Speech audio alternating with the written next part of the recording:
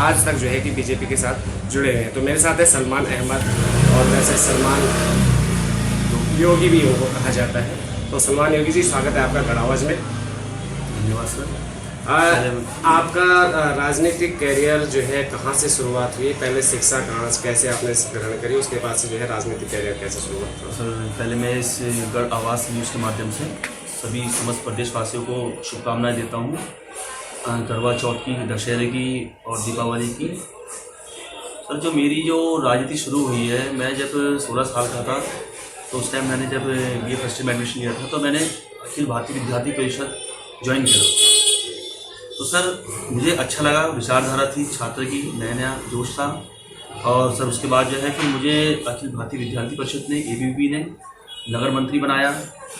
और उस दौरान जब मैंने एक चुनाव लड़ा था सर, अपने दोस्तों को लड़ाया था, तो उसमें जीती मिली थी। लेकिन हमारे यहाँ अध्यक्ष छोड़ के हम लोग के जो नीचे के पैनल जीते थे। उसके बाद सर करते करते फिर सर मैंने युवा मोर्चा ज्वाइन किया। फिर मैं सर युवा मोर्चा में नगर उपाध्यक्ष रहा। उसके बाद सर फिर जो है अल्पसंख्यक मोर्चा में जो है सर आज मैं वर्तमान में जिला महामंत्री हूँ, भारतीय जनता पार्टी अल्पसंख्यक मोर्चा। अच्छा, जैसे कहा जाता है और जाहिर है कि अल्पसंख्यकों, SC ST लोग अधिकतर ज़्यादातर जो है कि कांग्रेस से बसपा सपा को ज्वाइन करते हैं। आप एक युवा होने के बाद आपका ऐसा क्या विचार है जो आपने BJP को ज्वाइन किया? सर मुझे BJP इसलिए अच्छी लगी सर क्योंकि सर हमारी पार्टी में सर एक चीज़ है सर, हमारे सर सबको मौका मिलता है। यहाँ सर परिवारवाद की कोई राजनीति नहीं चलती। यहाँ ऐसा नहीं है कि अभी माँ है राष्ट्रीय अध्यक्ष, उसके बाद उसका बेटा राष्ट्रीय अध्यक्ष है। यहाँ सर सबको मौका मिलता है। यहाँ सर एक चाय बेचने वाले को प्रधानमंत्री बनाया गया। सर यहाँ जो है ऐसा नहीं, हमने हमारे आज जो है माननीय प्रधानमंत्री नरेंद्र मोदी जी ने एक नारा लगाया, सबका साथ सबका विकास। और सर इसी को लेके सर हम आगे बढ़ रहे हैं। और सर बहुत अच्छी बात है, आज भारतीय जनता पार्टी राष्ट्रीय कार्यकारिणी में देखिए हमारे जफर इस्लाम साहब राष्ट्रीय प्रवक्ता है। और सर हमारे राष्ट्रीय अल्पसंख्यक मोर्चा के जो है अध्यक्ष हमारे मुस्लिम भाई है। और केरल की जो राज्यपाल है वही मुस्लिम है। और सर अभी वर्तमान में प्रदेश में एक हमारी सायरा बानो, हमारी बड़ी बहन है, उनको सर राज्यों का आयोग का उपाध्यक्ष बनाया गया और उनको राज्य मंत्री का दर्जा दिया गया। यहाँ सर कहाँ मुस्लिम पीछे है सर? हमारा ये आप देखिए, हमने पहली बार जब भारतीय जनता पार्टी को राष्ट्रपति बनाने का मौका मिला तो डॉक्टर APJ अब्दुल कलाम को राष्ट्रपति बनाया गया। ये क्या एक मुस्लिम नहीं थे? देखिए, और आज एक दलित एक राष्ट्रपति है इस देश के, तो हम कहाँ से दलित और मुस्लिम विरोधी है? तो एक सर भ्रम फैला रही है कांग्रेस पार्टी में बदनाम करने। ये बहुत अच्छी बात है। और एक चीज़ और है कि कोटद्वार में आप जो है कि इस समय पद पर हैं, तो यहाँ पर मुस्लिम लोगों की क्या स्थिति है? और BJP सरकार ने जबकि कहा जाता है कि मुस्लिमों का जो है शोषण होता है या मुस्लिमों को का ध्यान नहीं रखा जाता, क्या ये कहाँ तक सत्य है? नहीं सर, ऐसा कुछ नहीं है। अभी सर हमारी सरकार ने उज्ज्वल गैस की योजना चलाई थी, तो वो सर किसी का धर्म पूछ के, किसी का मजहब पूछ के वो गैस हमने नहीं बांटे, वो हमने सभी वर्गों को बांटे, सभी धर्मों को बांटे। हमारी सरकार ने जनधन योजना के खाते खोले, वो कभी एक वर्गों के नहीं खोले, वो सभी धर्मों के लिए खोले। हमने सर कभी किसी का पूछ के हमने कभी इसका विशेष फायदा नहीं दिया हो। हमने तो सबका साथ सबका विकास हम लेके चल रहे हैं।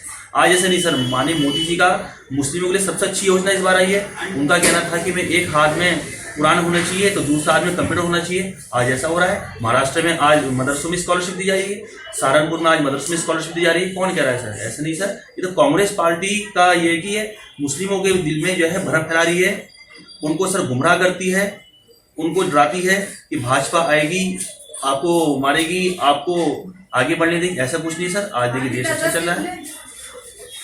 अच्छा, तो अब आप एक चीज़ और बताइए कि मोदी जी के कार्यनीतियों से कितने संतुष्ट हैं और कितने आप क्या चाहते हैं? कुछ मोमनम तो खैर नहीं है संतुष्ट, लेकिन कुछ लोग हैं, जैसे 3 तलाक का मामला उन्होंने उठाया था और वो लागू कर दिया है, उससे क्या आपको क्या लगता है? सर देखिए, ट्रिपल तलाक से सर जिसका घर बिगड़ता है उसको ही पता चलता है कि ट्रिपल तलाक होता है। सर बहुत लोग भाषणबाजी करते हैं कि मोदी जी ने अच्छा नहीं किया, लेकिन सर जिसका घर बसा है, जिसका घर बना है, उससे पूछिए। आज वो बहन हमारे दिल की दुआ देती है। सायरा बानो जी को देखिए, उन्होंने इस चीज़ के खिलाफ आवाज़ उठाई, उन्होंने प्रत्येक महिला का पीड़ा का दर्द समझा। उन्होंने कहा कि एक लड़का, आज अभी पिछले 4-5 वर्षों से पहले केस आया था, एक लड़का सऊदी अरब रहता था और उसने वहाँ जाके किसी मलेशियन शादी कर ली और फ़ोन पे कह रहा है कि तलाक तलाक तलाक। सर ये तलाक बोलना 3 बार उसके लिए आसान हो गया, लेकिन जिसका घर बिगड़ा उससे पूछिए। आज माननीय नरेंद्र मोदी ने मातृ शक्ति, महिला शक्ति को मजबूत किया है। उन्होंने कहा है कि मेरी माताओं मेरी बहनों तुम्हारे हाथ मजबूत हैं। सर आज वो मामला नहीं है, इतनी जल्दी अब सर तलाक देना आसान नहीं है। और हमारी कई बहनों के इससे जो है सर घर बना है, और आज सर ऐसी कुछ नहीं है, मुस्लिम काफ़ी जो है प्रभावित हो रहा है भारतीय जनता पार्टी से, और कई विदेशों में लगातार जो सर हमारी पार्टी का हमारे काम की प्रशंसा की है। आज हमारे देखिए सऊदी अरब हमारी को देखे ट्रिपल तलाक ने फॉलो किया सर, हमारा इस्लाम स्वर जो चला है वो सऊदी अरब से चला है, और वहाँ आज ट्रिपल तलाक बैन है। फिर हमारे वाले कौन होते हैं? पाकिस्तान को देख लीजिए, हमारा तो क्या विरोधी है, लेकिन उस चीज इस फैसले का स्वागत किया। उधर तुर्की ने स्वागत किया, 56 कंट्रियों की मुस्लिम कंट्री ने स्वागत किया है। बिल्कुल बिल्कुल।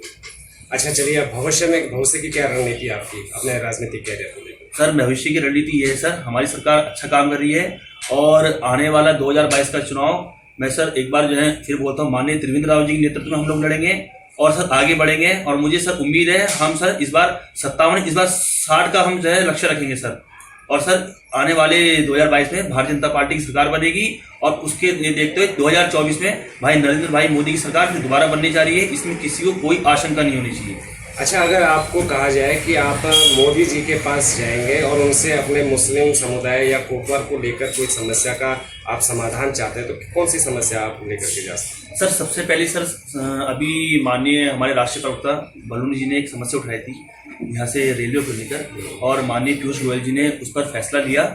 और देखिए सर, कहीं अभी जब भी ट्रेन स्टार्ट होगी सर, देखिए पहले ट्रेन यहाँ एक इंजन आता रहा डीजल का, लेकिन आज आप देखिए इलेक्ट्रिक इंजन की जो है शुरुआत हमारी सरकार